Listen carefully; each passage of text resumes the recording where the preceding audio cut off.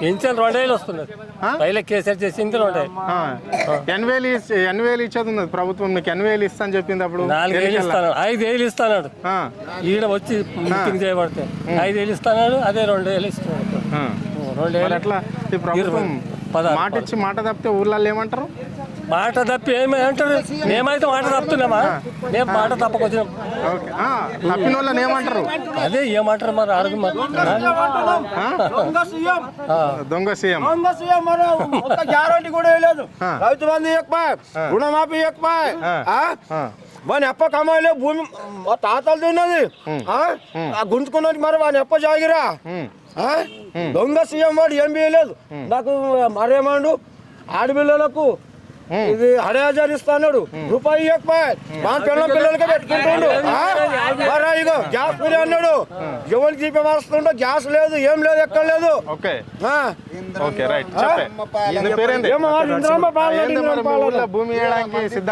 భూమి ఎవరి వచ్చినాక కొడతారే, వచ్చినాక కొడతారు.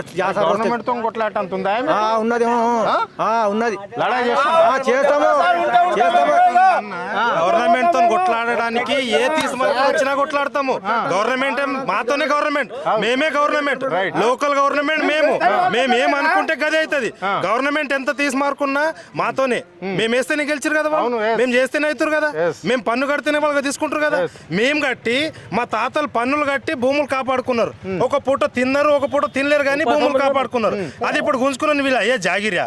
సరే మీకు గవర్నమెంట్ ఇచ్చింది, మీ పాస్బుక్ లో ఏంటో రాసిందని అంటారు.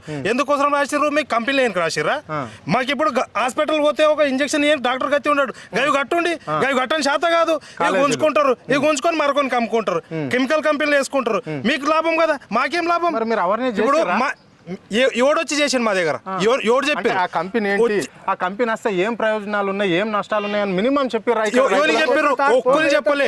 ఈ రాజకీయ నాయకులు కానీ గవర్నమెంట్ ఎంప్లాయీ కానీ వచ్చిర్రా, ఇట్లా మేము 10 మంది జమైనా మనకు 4 పోలీసు వాళ్ళకి తోలిస్తారు, పోలీసు వాళ్ళతో కొట్టిస్తారు. మీరు పోలీసు వాళ్ళతో రాయబార పంపించడానికి ఇదే ప్రభుత్వం. ఇందిరమ్మ రాజ్యం అని చెప్పిండు సీఎం. ఇందిరమ్మ రాజ్యం అన్న ఒకటి ప్రజలు ఇబ్బంది ఉన్నది. ఇప్పుడు ఏం ఇబ్బంది ఉన్నది ప్రజలకు? ఏం కావాలి నీకు అని అదే ఆలోచన చేయాలి. కానీ ఏదో మంచి మంచి శాస్త్రవేత్తలు మంచి మంచి దేశాలు ఉన్నాయి, మరి వాళ్ళు ఎందుకు వద్దనుకుంటారు? ఫార్మా కంపెనీ వాళ్ళు ఎందుకు ఇన్వైట్ చేస్తలేరు? మరి ఈడెందుకు చేస్తారు మీరు? ఇదే వచ్చింది ఏంది? మా భూమిలో అవసరం ఏం?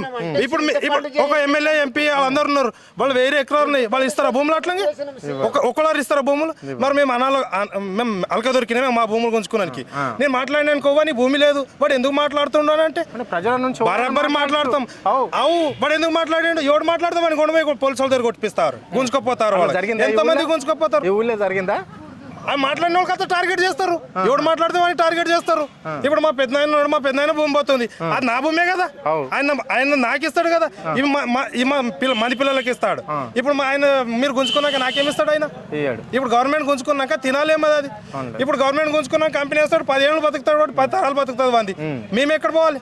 రోడ్డు మీద బతుకుతా అంటే ఒక జాబ్ ఇస్తా అంటాడు. ఎవడున్నాడు లోకల్లో? మహేంద్ర ఉన్నది. ఎంతమంది ఉన్నారు మహేంద్ర లోకల్? ఎంతమంది ఉన్నారు?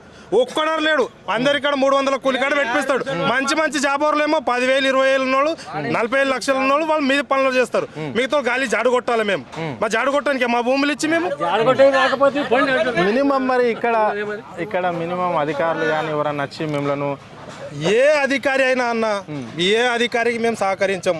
ఏ అధికారి వచ్చినా మేము పట్టించుకోం. మా భూములు అయితే ఇయ్యం. ఎవడు వస్తే రాని వాళ్ళు 1 year పాలన ఎట్లుంది? ఏం పాలన అన్న అదే రకంగా ఉంది. ఎవరికి ఏం చెప్పినా గంతే ఉంటది. మా బతుకులు అయితే మారాయి. ఒకనాడు వస్తారు, అడుక్కుంటారు, వేసుకుంటారు, పోతారు, వాళ్ళ పని వాళ్ళు చేసుకుంటారు. మేము ఎక్కడ పోవాలి? వ్యవసాయ శాఖ మంత్రి అంటున్నాడు రైతులు బోనస్ అడుగుతున్నారు తప్ప కానీ రైతు బంధు 10 ఏళ్ళు అడుగుతలేరు అంటున్నారట. మరి మీ ఊళ్ళో ఎట్లనే అంటున్నారా రైతులంతా? ఏమన్నా చెప్పండి. ఇప్పుడు రైతు బంధు బోనస్ అంటున్నారు, వరలు పండుతున్నాయి బోనస్ అంటారు. ఇప్పుడు రైతు బంధు అంటున్నారు. ఎంతమంది పడ్డాయి రైతు బంధు? ఎంతమందికి అయినా రైతు రుణమాఫీ ఎక్కడ పోతుంది? ఏంటి కోసం బోనస్ అడగాలి మేము? నువ్విచ్చే బోనస్ ఏంటి మాకు? మేము పంట పండించుకొని మా రేటు పెంచు, నువ్వు బోనస్ తీసుకొని ఏం చేసుకోవడానికి? నువ్వు పండిన పంటకు డిమాండ్ పెట్టి బంధు వద్దు అనుకుంటారట కదా ప్రజలు, నిజమేనా? ఎందుకు ఇచ్చారు? పిచ్చోళ్ళ పైలు ఇచ్చినోళ్ళు పిచ్చోళ్ళ. ఇప్పుడు వద్దని అనుకుంటే అప్పుడు ఇచ్చి ఆశ పెట్టి ఇప్పుడు వద్దంటే నేను తీసుకోండి. ఎన్నికల మేనిఫెస్టోలో పెట్టారు కదా వీళ్ళు కూడా, ఏమని రైతుకు 15,000 ఇస్తాము, పట్టదారుకి కౌలుదారుకి 12,000. ఏడవి రాలేవన్నా? ఏడొచ్చినాయి ఆడదాయే. అది రానిపోని మా భూమి మాత్రం ఇచ్చేదే లేదు. పండిందే సాల్ మాకు పంట. ఈ పంట పండి ఒక ఎకర పంట పత్తి పండిస్తే వచ్చిన ఖర్చులకు సరిపోకొచ్చింది, దాని రేటు పెంచడానికి ఆలోచన చేయండి. కానీ నువ్వు గిది చేస్తా గది చేస్తా ఏమొచ్చింది? పబ్లిక్ తిప్పలు చూడండి, పబ్లిక్ ఏం చేస్తుంది చూడండి. ఒక ఎకరా ఖర్చు కూలీలకు, విత్తనాలకు, ఏ పత్తి ఏరేటోళ్లకు వీళ్ళకి అంతా పోయినాక రైతుకి ఏం మిగులుతున్నది? రైతు ఒక 2000 మిగిలేదు ఎకరానికి. రైతు అంతా మీకు పండించి మీకు కడుపు నింపి మీకు సాధించాలి, రైతు వాగలు పోవాలి. మరి ఇప్పుడు రైతు పొట్టని కొడుతున్నారు మీరు. ఓకే ఓకే ఇది అంటే ఇక్కడ ఇది సంగారెడ్డి జిల్లా. ఈ సంగారెడ్డి జిల్లాలో న్యాల్కల్ మండలంలో డప్పూర్, మాల్కి, వడ్డీ ఈ గ్రామాలు బిదర్కు దగ్గరలో ఉంటాయి. అంటే కర్ణాటక బార్డర్ కిందికి వస్తాయి ఈ బార్డరే ఈ ఊళ్ళు. అంటే ఇప్పుడు దాదాపుగా ఇక్కడ 2000 చిల్లర భూమి ఇక్కడ ఈ 3 గ్రామాలలో ప్రభుత్వం తీసుకొని ఇక్కడ ఫార్మా కంపెనీ పెడతామంటే ఇక్కడ రైతులు మాత్రము యథావిధిగా ఇక్కడ కంపెనీ వద్దు, మేము కంపెనీకి అంగీకారం లేము, ఆల్రెడీ కోర్టుకు పోయినాము, కోర్టుకుల పిటిషన్ కూడా వేసాం. కానీ ఇక్కడ దొంగచాటు నచ్చి కొంతమంది ఇక్కడ కలెక్టర్ పేరు చెప్పి వచ్చి కొంతమంది సర్వే చేసుకొని పోయారు. కలెక్టర్ మేము కలిస్తే కలెక్టర్ మాకు టైం వేయలేరు, ఇక్కడ మాకు ఎలాంటి నోటీసులు కూడా ఇవ్వలే కంపెనీ అని చెప్పేసి, ఇక్కడ మాకు అవేర్నెస్ కూడా చెప్పేలే. ఇక్కడ మాత్రం ఫార్మా కంపెనీ వద్దు. లగచర్ల కొడంగల్లో లగచర్ల ఏ విధంగా అయితే అయిందో, అధికారులను ఏ విధంగా అయితే తరలించినామో ఇక్కడ సీఎం వచ్చినా అదే విధంగా చేస్తాం, అట్లనే తరలిస్తాము అని చెప్పేసి వాళ్ళు ఇక్కడ రైతులు మాత్రము గట్టిగా చెప్పడం అనేది జరిగింది. అంటే మాకు మా తాతల ముత్తాతల నుంచి వచ్చిన భూమి ఎకరనో 2 ఎకరాలు మేము ఇక్కడ సాగు చేసుకొని బతుకుతున్నాం. తొండలు వండని భూమి అని, గుడ్లు పెట్టని భూమి అని సీఎం అంటున్నాడు కదా, వచ్చి చూడు మా భూములు చూడు, మా రైతుల భూములు చూడు. సంవత్సరానికి 3 పంటలు పండిస్తాం, మేము కూరగాయలు పండిస్తాం, వరి పండిస్తాం, రబ్బీ పునాస పంటలు పండించే భూమి అది. సో ఇక్కడ ఈ విధంగా ఉన్న భూమిని మేము ఏ విధంగా వదులుకోవాలి? ఉంటే నీ సొంత జిల్లాలో నీ ఊర్లో నీకు 100 ఎకరాలు ఉంటుంది అని చెప్తావు కదా, ఆ 100 ఎకరాల భూమిని ఇంకో 100 ఎకరాలు కొని ఎంపీ ఎమ్మెల్యేల భూములు ఎక్కడైతే ఉంటాయో ఆ భూములు కొనుక్కొని మీరు అక్కడ కంపెనీ నిర్మించండి. కానీ ఇక్కడ మాకు ఈ కంపెనీ వద్దు, మేము ఎందుకంటే కర్ణాటక సరిహద్దులో ఉంటాము, కారం రొట్టె తినైనా మేము ఇక్కడ ఈ భూములైనా సాగు చేసుకుంటామని చెప్పేసి ఆ రైతులు చెప్తున్నారు.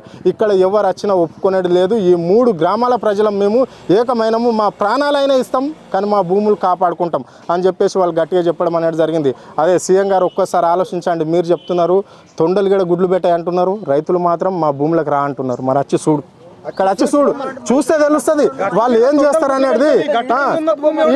ఇది వచ్చి చూస్తే తెలుస్తుంది. అదే అంటున్నారు వాళ్ళు, నేను పెద్ద రైతును అంటావు. ఇంతమంది రైతులు ఏదో మేము వచ్చి ఇక్కడ రిపోర్టింగ్ చేస్తే మీడియా వాళ్ళు తప్పుడు ప్రచారం అంటావు. ఇప్పుడు మేము చెప్పినామా, వాళ్ళకి చెప్పినామా, ఎవరన్నా పురమాయించినామా? అదే చూడండి వాళ్ళ రైతుల ఆవేదన. మీరు ఒక్కసారి ఇక్కడ వచ్చి ఆలోచన చేసి మీరు చూస్తే ఇక్కడ ఇలా బాధ ఏందో తెలుస్తుంది. ఫార్మా కంపెనీ పెడితే అనేకంగా అన్ని కాల్చూతం అవుతాయి.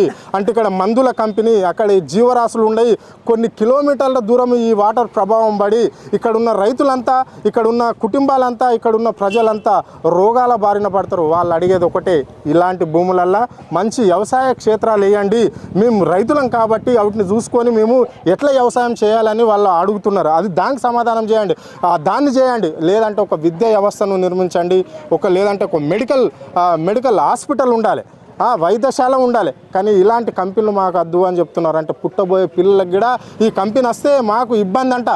అది ఆ రైతులు చెప్తున్నారు. అంటే మాకు చదువుకున్న వాళ్ళు చెప్పిన మాట ఇది, మాకు తెలిసిన మాట కాదని చెప్పేసి స్పష్టంగా మన దగ్గర చెప్పడం జరిగింది. అదే తుమ్మల నాగేశ్వరరావు అంటున్నాడు మాట, రైతులు బోనస్ పైసలు అడుగుతున్నారు కానీ ఇది రైతు బంధు పైసలు అడుగుతున్నారు. ఇప్పుడు విన్నావు కదా, మనం చెప్పేది కాదు, మంత్రి గారు విన్నావు కదా, రైతులు ఏం చెప్పారో. మొత్తం బోనస్ పైసలు ఎవరికి కావాలి, మా పంటకు గిట్టుబాటు ధర కావాలి, ఈ ప్రభుత్వం కొనాలి. సో మళ్ళీ మాకు రైతు బంధు పైసలు వేయాలి. ఇప్పటికే 2 రైతు బంధు పైసలు మాకు పడలేవు. కేసీఆర్ ప్రభుత్వంలో రైతు బంధు పైసలు సక్రంగా పడేది, కానీ ఈ ప్రభుత్వం నమ్మి ఓటేసినందుకు మనం నట్ట ఏట ముంచావు. ఏడాది అయింది, నువ్వేం చేసినావు, ఏం పాలన చేసిరు మీరు అని చెప్పేసి మారుమూల ప్రాంతానికి సంబంధించిన రైతులు మిమ్మల్ని అడుగుతున్నారు. వాళ్ళకి సమాధానం చెప్పండి. ఇక్కడ వస్తే మాత్రము ఏ కలెక్టర్ వచ్చినా, ఏ అధికారి వచ్చినా, ఏ రాజకీయ నాయకుడు వచ్చినా మా భూమి ఇచ్చే ప్రసక్తే లేదు అని చెప్పేసి వాళ్ళు స్పష్టంగా చెప్పారు. దాన్ని ఆలోచించుకోండి, ఈ ఫార్మా కంపెనీ ఇక్కడ పెట్టద్దు అని చెప్పేసి ఆ 3 గ్రామాల ప్రజలు చెప్పడం అని జరిగింది. ఇప్పుడు మనం ఒక్క గ్రామాలతో మాట్లాడింది కాదు, ఇక్కడ దాదాపుగా చుట్టుపక్కలనే ఉంటాయి ఈ గ్రామాల వాళ్ళు. వీళ్ళందరూ ఏదో ఒక చిన్నగా వాళ్ళు మాట్లాడుకోవడానికి వస్తే కూడా పోలీస్ రాజ్యం అంట.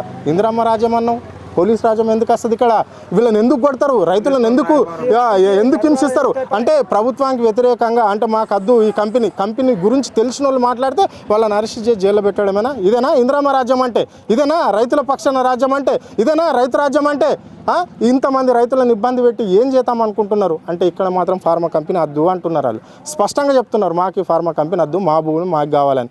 ఆ విషయాన్ని మీరు ఆలోచించుకొని ఇక్కడ రైతులను ఇబ్బంది పెట్టే విధంగా మాత్రం మీరు ప్రయత్నం చేయొద్దు. అంటే వాళ్ళు ఒకటే చెప్తున్నారు, 1 year అయిపోయింది పాలన చేసి, ఇంకో 3-4 ఏళ్ళే ఉండేది, ఆ తర్వాత ఏంది అనేది ఆలోచించుకోవాలి ముఖ్యమంత్రి రేవంత్ రెడ్డి అని చెప్పేసి వాళ్ళు చెప్తున్నారు. సో అది కూడా పరిగణలోకి తీసుకుంటారు. రైతులు ఆశమాష కాదు, రైతులతో పెట్టుకుంటే రైతు ఏడుస్తే దేశం బాగుపడదు, ఎద్దేడుస్తే రైతు బాగుపడాడు. ఆ విషయం మీకు స్పష్టంగా తెలుసు.